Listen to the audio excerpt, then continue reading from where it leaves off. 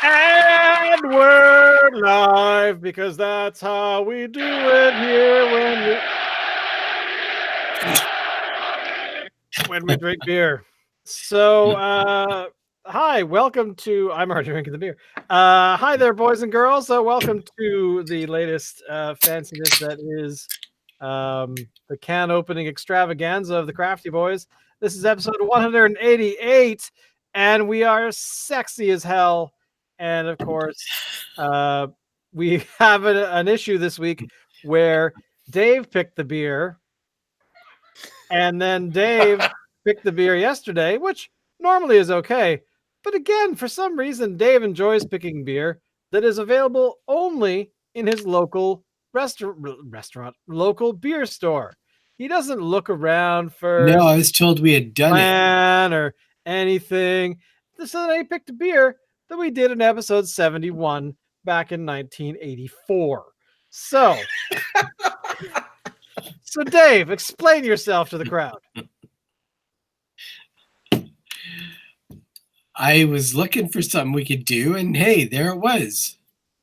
And I did not remember it. I thought I had a pretty decent memory for this shit. But maybe it was another one of those ones that I couldn't get, but you guys had. And so I totally zoned. I don't know. But yes, apparently, after I did it, Alan said, hey, we've already done it. So yeah. So then just a few hours ago, you picked the new beer. Yes. And of course, Shane and I didn't have time to go out and get it. Well, Shane had the time. Well, Shane had the time but couldn't find it. I did not have the time, so I don't have it. But what is the beer, Dave? What beer are you drinking and you drinking alone? I am drinking Red Truck, Tart Your Engines. I like the name. I do like the name. It goes in with their automotive motif at the brewery. So automotive motif, sure, yeah, whatever. So Dave, I think you've already cracked it open because I heard a can opening. Yep. So I wanted to smell it. Okay. It smells kind of skunky. Skunky. Not a good start. Okay, why does it smell skunky? Explain, elaborate, give us some detail. Well, I'm assuming that that's from the yeast that was used for this particular guy or whatever developed in the, because this, okay, I guess I should say that this is a sour. Yes. Okay. A sour. So then that makes sense then. A sour. Black raspberry kettle sour, to be exact, is what this is. Yeah. So a sour will traditionally smell a bit skunky. It's a controlled skunkiness. Yeah, I'm not saying it's all nasty and stuff, but it definitely has a, how should I say, distinct flavor. Right. All right. So basically you're saying that the beer... Oh my Lord, I'm getting some feedback. Beer is beer. And it's, wow, it's not ruby red, but it's quite red. Well, you would expect that for something that's, raspberry. Blackberry. Oh, blackberry. Well, either way. I wouldn't know because I don't have the can in front of me, Dave. Yeah. All right, so give it a swig. Let's hear it. You know what? Just for shits and giggles, when next time you're in a boozeteria, you should have a look to see if you see this one, Alan. A boozeteria. What is a boozeteria? I've never heard that before. A boozeteria. I think it's a term we need to coin. I agree. Here's the thing for our audience. I figured this is a pretty good pick. I didn't realize Alan was all tied up and shit. But Shane, I figured, okay, this brewery is literally across the street from Shane. Right. Where Shane lives. So I thought, okay, I think I've got a hit on my hands here. This should be a non-issue. And yeah, Shane goes and they got nothing. Zip. Nothing at all. Nada.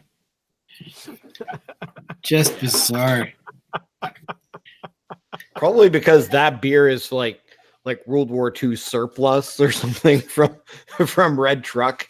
You know, oh, we made that back in the 40s to serve to the troops overseas, and that's just what's left. It seems like the Comox Courtney area is where beer goes to die. If you want to find, if you want to find an old specialty beer from way back when, go to Courtney Comox because it's there. Dave finds it all the time. It is a different market, that's for sure. All right, so Dave, you've kept us in suspense. Tell us what it's like.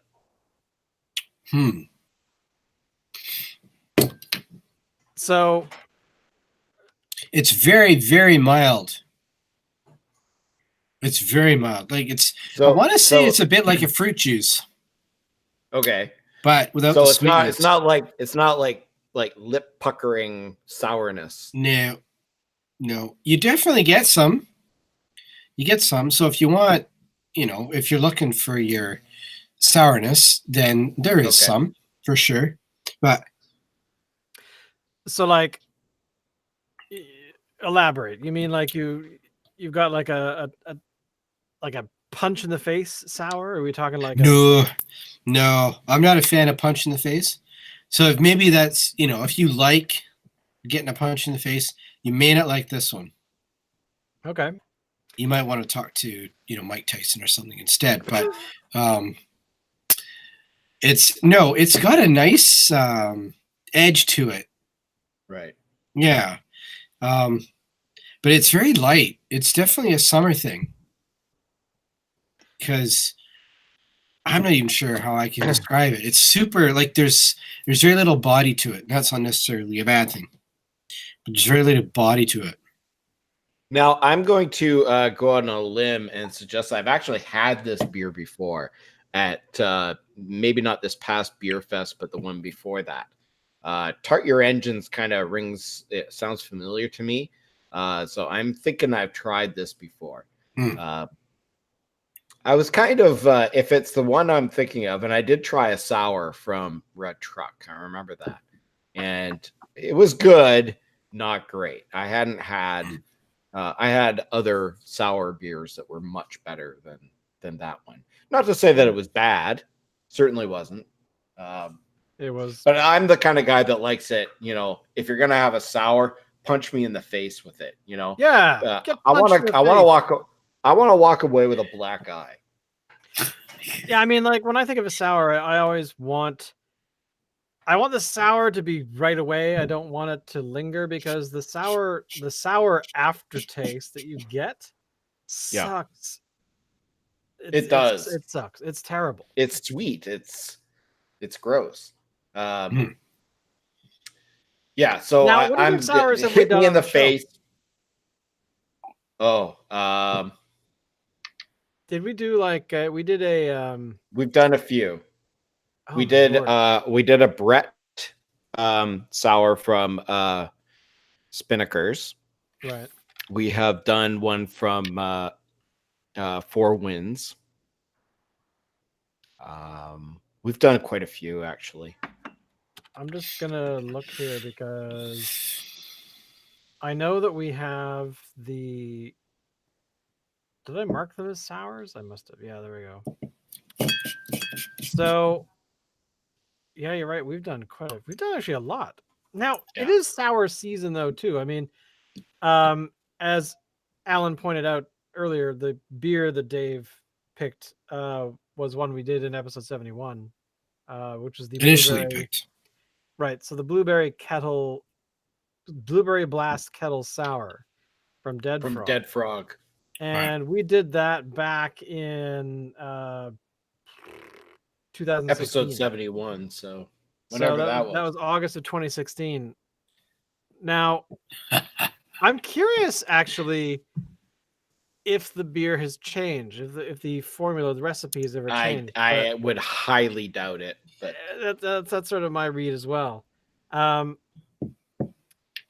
also did a sour from Steamworks, which I don't remember that well.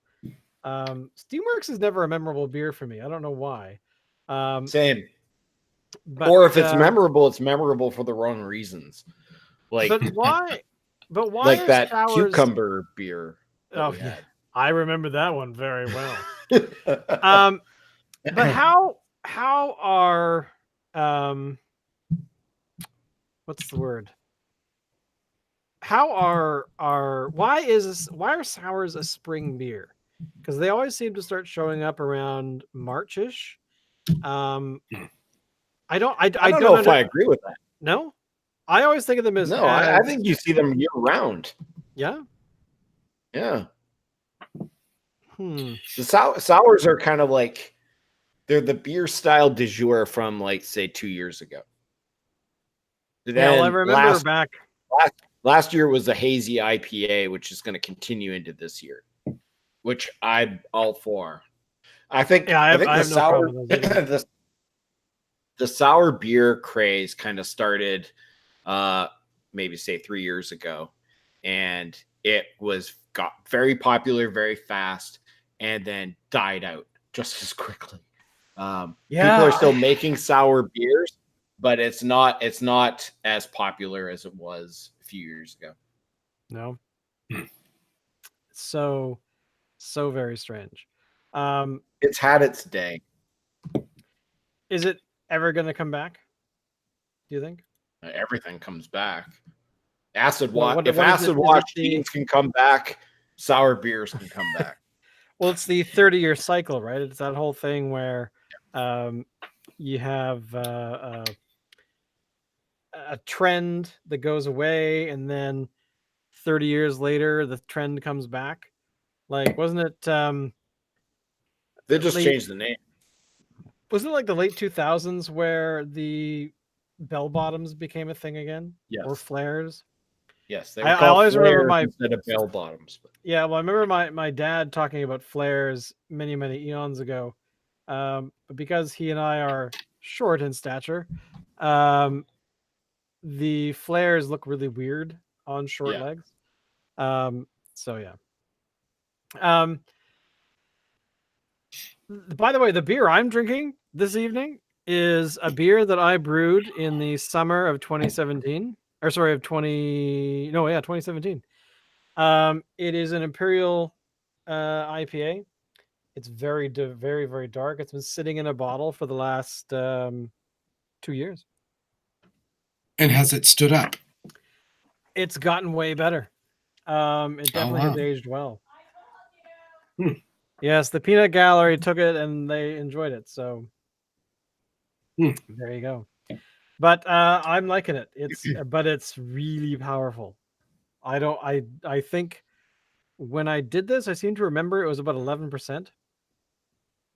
So what you're saying is get naked. Yeah, woo! But yeah, I just wanted to mention the beer that I made because my beer is awesome. Cool. What else do you need to know in a review? Hands down. Boom. Ow. But yeah, I gotta say that I have no problem with this beer whatsoever. Which is interesting because you were not expecting much out of this. No, I was concerned.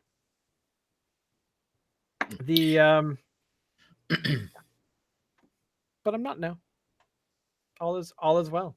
Life is as perfect as it ever could be. As Alan attacks the keyboard. You are going to Google search and you're gonna like it. Actually, I'm not. It's just my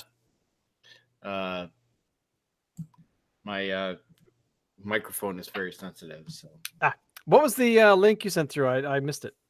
Okay, so the Canadian Brewing Awards were for 2019 were recently, just this past week, on the weekend actually. Who won? And so there was like tons and tons and tons of beer styles. Lots of breweries from BC won. In the flavored stout porter, gold went to the Nutty Uncle peanut butter stout from Dead Frog Brewing. Really? Yeah. Well earned. The silver went to the Bean Me Up espresso stout from Fuggles and Warlock, which we did in show number 1. So it's 2 beers that we've done. Wood and barrel aged sour beer. The gold went to Boxcar Tourist from Iron Road Brewing. I don't think we've ever done that before. See here.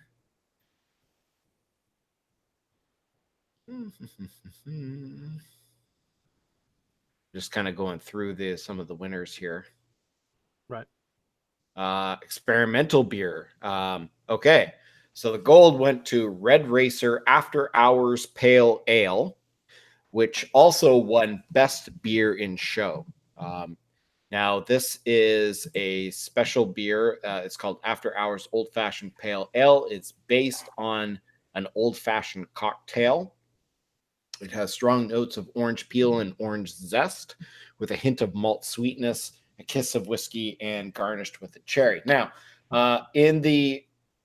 in our advent calendar for 2018 from Red Racer, there was another beer in there called the Summit Speakeasy Old Fashioned. I would say that this was probably the same beer, and then they just relabeled it for a general audience. So the After Hours Old Fashioned Pale Ale is probably the same as what we did before. Let me just compare. Yes, the alcohol by volume is the same. No word on the IBU rating, but I imagine it's the same beer, just redone. So that was kind of interesting. That beer that Shane and I loved from the Advent calendar is won Best Beer of the Year in Canada. That is actually very cool because there's not most of those beers that you mentioned just now are ones that we've actually talked about, which is interesting to me. Because and like I said, there's a lot.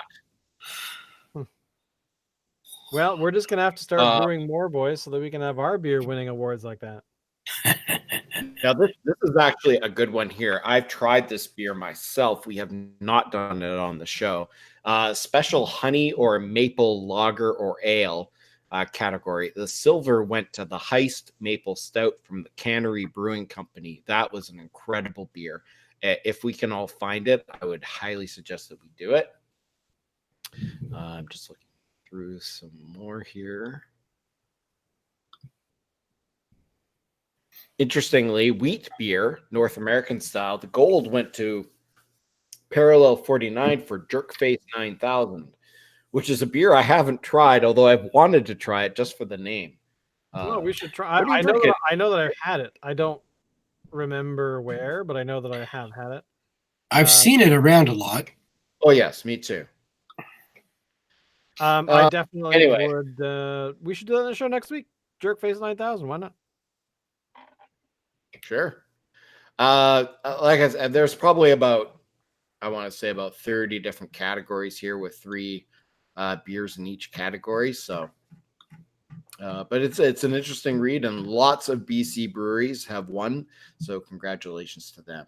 And incidentally, there's also breweries from Ontario, Alberta, Manitoba, Quebec, all across the country were entered into this thing. So nice. Yeah. Well, I'm looking at your sexy faces. Okay. And I feel like I have nothing else to say because I don't have the beer. Is he coming on to us? Any big news? Any big Star Wars news? Not well. Actually, there is big Star Wars news. Disney has actually put out their list of the next like their new schedule for that includes all of the Fox releases as well. And they do have 3 new Star Wars movies that are going to be releasing every other year. I think starting in 2020, 2022, and then 2024. They have a bunch of Marvel movies, like multiple films a year. I want to. Have you guys seen Endgame? Do you actually care? Will you ever see Endgame? I guess is really the Probably question. not. Probably not. Dave? I actually did watch it. Yes, Okay. not entirely under my own recognizance, but whatever. Anyway, the point is that Disney has been doing these stories in what they call phases and or phase age no phase 3. Anyway, what doesn't matter. Phase 3 have been sort of the movies from 2016 forward, and I was kind of, after watching Endgame, I was kind of curious what the actual hell was going to happen. But now that I've watched the trailer for Far From Home, which is the next Spider-Man film that comes out in July, everything makes sense to me of what's going on. So, and how they're transitioning from the whole Thanos story into the big story. So there you go. It's definitely it's going to be interesting to watch. But I was surprised at the number of films that Disney / Fox / Marvel are pumping out / Pixar are pumping out over the next few years. And yeah, they're going hardcore into releasing material. I mean, they have all the remakes for the Disney, Aladdin and Lion King and everything else. So I don't know. We'll see what happens. Yeah, that's really to me that this entire last week has been pretty damn quiet in the world of stuff. The only thing that I have to say though is we really should raise. If you have any beer left, I have tons. Is Peter Mayhew, who unfortunately passed away last week, right before our last show. Right after our last show. Right after. So Chewbacca is now gone. The saddest thing though that I saw was Anthony Daniels, I gather, was off doing something where he didn't have access to the internet, and he came back like a week later, it sounded like, only to learn that Peter Mayhew had passed away. So yeah, I don't know. It's bittersweet. I'm sad about it, but at the same time, I kind of wish that we had more time to enjoy Peter Mayhew. Definitely. So, right. Hey, question for you guys. Yeah. The Mandalorian is gonna be awesome. Okay, Alan? I hope. I guess. I don't know. I have no behind the scenes stuff. Like, I don't know. Really? Maybe it'll suck. Well, it probably will suck. As far as I'm concerned, it's the first thing I have seen in years that I'm actually like, oh my God, I can't wait. Yeah. Everything else, including episode 9, I'm just like, might be okay. Okay. But Mandalorian just feels like they got it right. Why? Of course. Do you feel? I mean, here's the thing: I have not looked up a whole lot of stuff in regards to the Mandalorian. I mean, me neither. I know the actor who was in Game of Thrones, was the guy that got his head crushed, is playing the Mandalorian. I crushed your head. Crushed your head. I've seen a few things for the, like, not necessarily storyline, but like the sets and things like that. I've seen a few shots like that.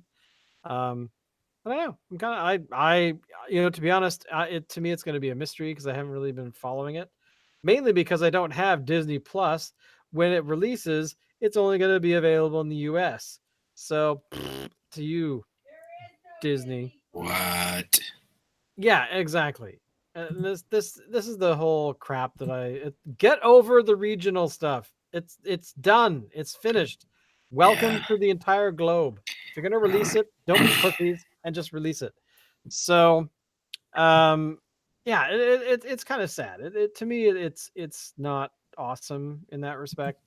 Definitely not.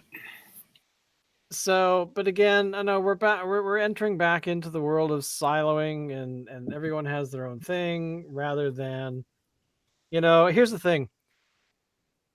A couple years ago, piracy of TV was dropping quite significantly. In the last couple of years, we've had the siloing start to happen. Disney, all these, HBO, etc. Have been creating custom content for their own platforms. They're not sharing with each other anymore, or as much. Eventually Netflix won't have any Disney/Marvel stuff on it.